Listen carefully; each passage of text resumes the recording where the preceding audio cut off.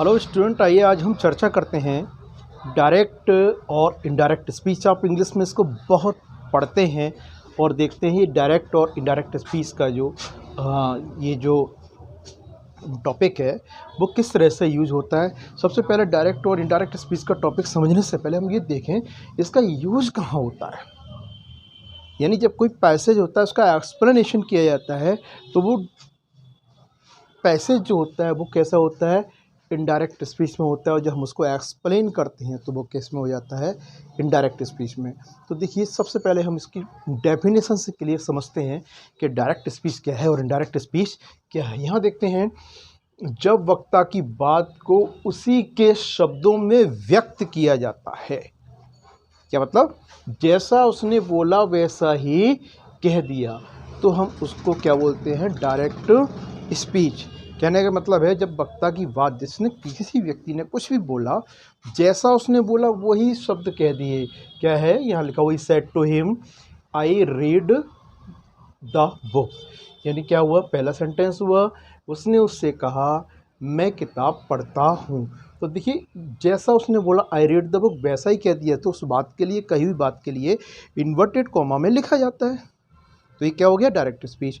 अब indirect speech क्या होता है, जब वक्ता की बात को ज्यों का त्यों ना कहकर, नहीं जैसा उसने बोला वैसा ना कहकर, उसे अपनों शब्दों में व्यक्त किया जाता है। इट मीन्स क्या, वो हमने एक्सप्लेन किया ना, व्याख्या की कि उसने क्या कहा, तो क्या है, ये व्याख्या हुई। जब अपने शब्दों में व्यक्त किया जाता है तब उसको हमने क्या बोल दिया, इनडायरेक्ट स्पीच। अब हम देख रहे हैं क्या है, हमने यहाँ पर बोला he told him that he read the book. अब इसका हमने पढ़ा हिंदी में, तो क्या हुआ, उसने उससे कहा, उसी के शब्द में मैं किताब पढ़ता हूँ। और इसको हम पढ़ रहे हैं, उसने उससे कहा कि वह किताब पढ़ता है। तो यहाँ पर ये शब्द उसके नहीं रहे, ये क्या हुई, उसकी व्याख्या हो गई, एक्सप्लेन हुआ। यानी किसी थर्ड पर्सन ने उसको अपने शब्दों में एक्सप्लेन कर दिया, व्यक्त कर दिया। इसी को हम इनडायरेक्ट स्पीच कहते हैं। और समझिए दूसरी तरफ से क्या होता है, थोड़ा सा ये परिवर्तन और है, क्या है कि डायरेक्ट स्पीच में दो सेंटेंस होते हैं, दोनों सेपरेट होते हैं, एक बाहर होता है और एक अंदर होता है। आगे बताएंगे आपको अंदर वाले सेंटेंस को क्या बोलते हैं और बाहर वाले सेंटेंस को क्या बोलते हैं। तो ये दोनों सेंटेंस किस तरह से हैं, सिंपल, जैसे कि हम जानते हैं बाकी तीन प्रकार के होते हैं, सिंपल, कॉम्प्लेक्स और कंपाउंड। तो ये सिंपल सेंटेंस है, सब्जेक्ट ये हुआ, वर्ब ये हुई और ये ऑब्जेक्ट हुआ। एक सिंपल सेंटेंस अंदर हुआ, सब्जेक्ट ये हुआ, वर्ब ये हुई, ये ऑब्जेक्ट हुआ।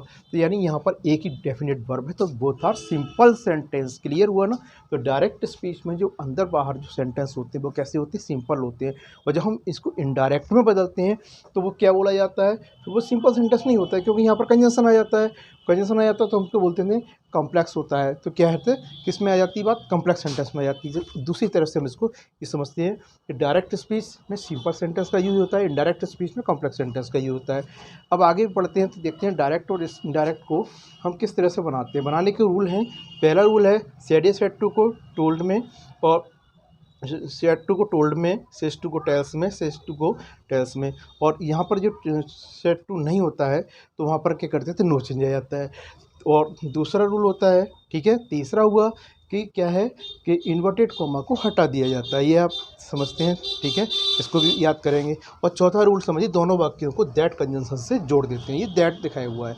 और इसके बाद में कि क्या होता है, आगे शेष रूल हम आगे बताएंगे आपके लिए। और यहाँ पर ये देखिए क्या दिखाई देता है कि पार्ट्स ऑफ डायरेक्ट स्पीच, यानी डायरेक्ट स्पीच सब सामने आती है तो हमें ये जानना पड़ता है, रूल इसी के अकॉर्डिंग होती है, उसको पहचानना बहुत ज़रूरी होता है कि बाहर वाले सेंटेंस को क्या कहते हैं, ही सेड टू हिम, जिसमें लिखा हुआ है ना ही सेड टू हिम, तो उसको बोलते हैं रिपोर्टिंग वर्ब।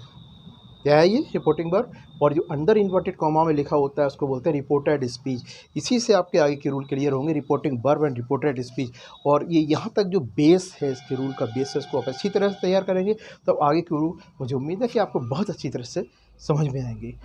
इतना समझ में आया होगा, आगे के लिए और अच्छी तरह से तैयार करेंगे। इतना तैयार कर लीजिए, आगे के रूल बड़ी अच्छी तरह से तैयार होंगे आपको। धन्यवाद।